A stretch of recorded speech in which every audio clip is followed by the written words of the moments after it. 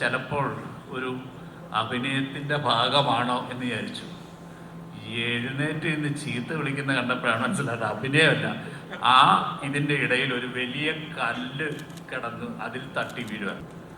എനിക്ക് തോന്നുന്നു അതൊരു വലിയൊരു ചാപ്റ്ററാണ് അതിനെക്കുറിച്ച് സംസാരിക്കേണ്ടത്. എങ്ങനെയാണ് ഒരു നോവൽ തിരക്കഥയാകുന്നു എന്നുള്ളത് തന്നെ.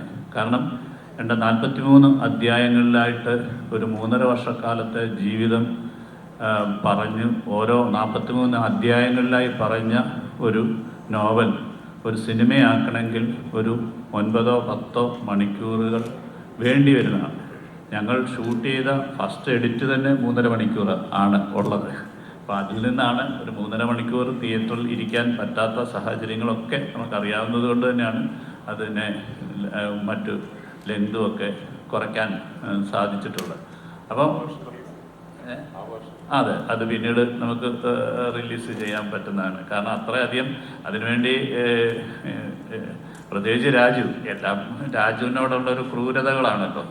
ഞാനിപ്പോഴും ഓർക്കുന്നുണ്ട്, ഒരു ഭയങ്കരമായ ഒരു രക്ഷപ്പെടലിൻ്റെ ഓട്ടത്തിൽ ഓടുന്ന വയ്യാത്ത കാലും വെച്ച് ഓടുമ്പോൾ മണൽക്കാട് അല്ലെ മരുഭൂമി, മണൽക്കാടെന്ന് പറയാനാണ് പലപ്പോഴും തോന്നുന്നത്. ഈ മണൽക്കാട്ടിൽ പെട്ടെന്ന് നോക്കുമ്പോൾ രാജു തട്ടി മറിഞ്ഞ് വീഴുന്നു. അപ്പം ഞങ്ങൾ വിചാരിച്ചു അത് ചിലപ്പോൾ ഒരു അഭിനയത്തിൻ്റെ ഭാഗമാണോ എന്ന് വിചാരിച്ചു.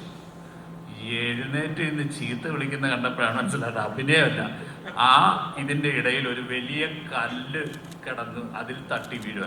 ആരെങ്കിലും വിചാരിക്കുമോ ഈ മരുഭൂമിയിൽ ഒരു പാറക്കല്ലുണ്ടാവുന്നു? അത് ഏതോ ഒരു മാർക്ക് ചെയ്യാനോ ഒരു ലോറിയൊക്കെ മാർക്ക് ചെയ്യാൻ ഏതോ ഒരു അസിസ്റ്റന്റ് ഡയറക്ടർ ഇട്ടാണ്.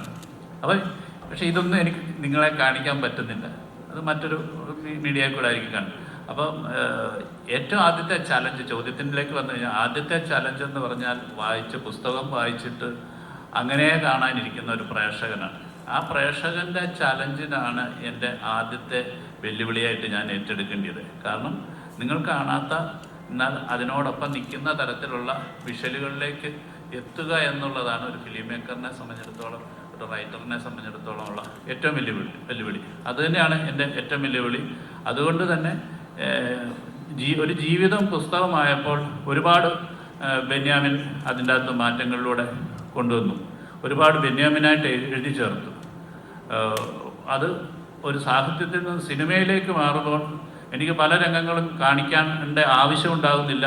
അല്ലെങ്കിൽ പല കാര്യങ്ങളും ഒരു പാരഗ്രാഫിൽ സൈനുവിനെ കുറിച്ച് പറഞ്ഞത് ചിലപ്പോൾ 4-5 സീനുകളിലായിട്ട് എനിക്ക് പറയാൻ പറ്റുമായിരിക്കും, അല്ലെങ്കിൽ കൂടുതലായിട്ട് അവരുടെ റിലേഷനെ കുറിച്ച്. അപ്പം അദ്ദേഹം പറയാതെ പോയിരിക്കുന്ന കാര്യങ്ങളെ കൂടുതൽ പറയാനാണ് ഞാൻ ശ്രമിച്ചിട്ടുള്ളത്.